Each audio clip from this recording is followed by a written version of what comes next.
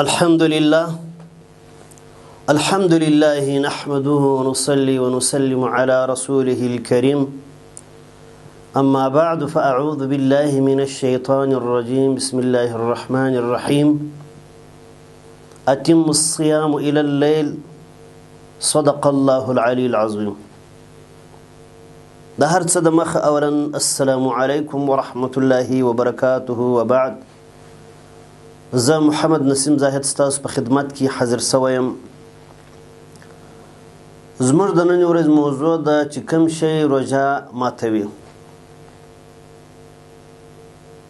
قدرمنو الله رب العزت قرآن عظیم شان دوهم سپاره سورة البقره 108 نمبر آیات مبارک کی فرمایي اتم الصيام الى الليل.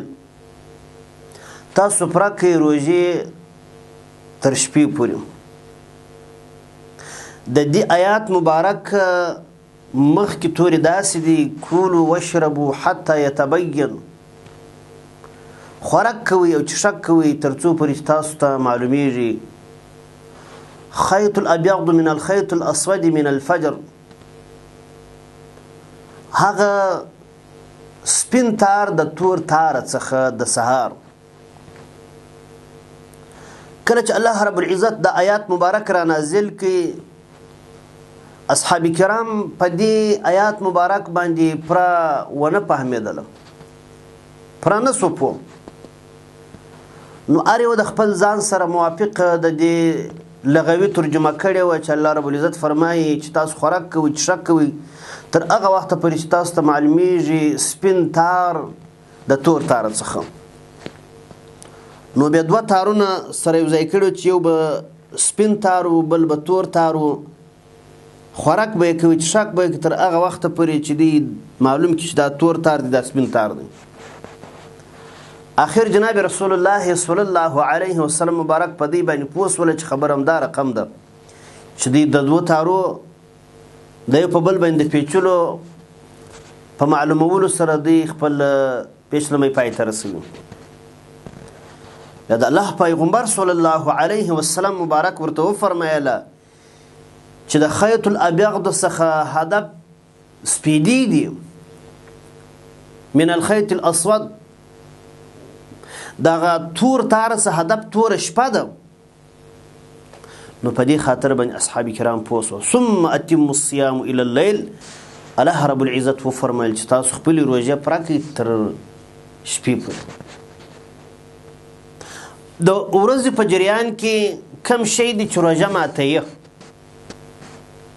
درې شان منسوسي شان دي چې دا درې شان مطلقاً روژه ماتوي. خو په دې درو شانو کې بیا دوی خبرې سته. دا درې شان یو قصدن کول، بل خطاً کول، بل نسیانن دا کار کول. قصدن دا معنی یو سړی دی جوړ دی روغ دی مسافر نه دی مقیم دی او د روژه په یاد دی اوبه راواخلي پر سر باندې پورته کې ویچشي. د دې شخص مطلقاً روژه ماته ده. پر دې شخص باندې مطلقاً کفاره لازمه ده. یو شپه روژه به نیسي. یا یو سړی دی اراده د روژې کړې ده، پیشلمه یې کړې دي، سهار سو غرمه سوله، روژه په یاده خوراک یې شروع کړي. د دې شخص روژه ماته ده. دا شخص باندې مطلق کفاره لازمه ده. یو شپه روژه به نیسي. دریم صورت یو سړی دی پیشلمه یې کړې دي، روژه په یاد ده، خو چې کله حالت د غرمې راځي د غرمې خوب کوي د خپلې بیبي سره یو ځای کېږي قصدن دی صحبت ورسره کوي جماع یې کوي. د دې شخص روژه ماته ده. کفاره ورباندې لازم ده چې یو شپه روژې. خو په روژې مبارکې کې دا خوی او عادت دی چې د چا روژه ماته سوله یا قصدن یا خطاً د ده دپاره دا نه ده جایز چې بیا هم خوراک وکړي. دی به امساک کوي، خوله به بندوي. حتی هغه ښځه چې هغه حیزه وه د حیزه څخه پاکه سوله په ماپښین کې پاکه سوله سهار یې حیض و غرمه ډوډۍ وخوړله خوراک یې وکړي چښاک یې وکړي خو په ماپښین کې مریضي ختمه سوله پر دې باندې لازم چې د امساک کوي دا د روژې خوی و عادت دی نو دا درې شیان چې دي هغه روژه چیش کوي روژه ماتوي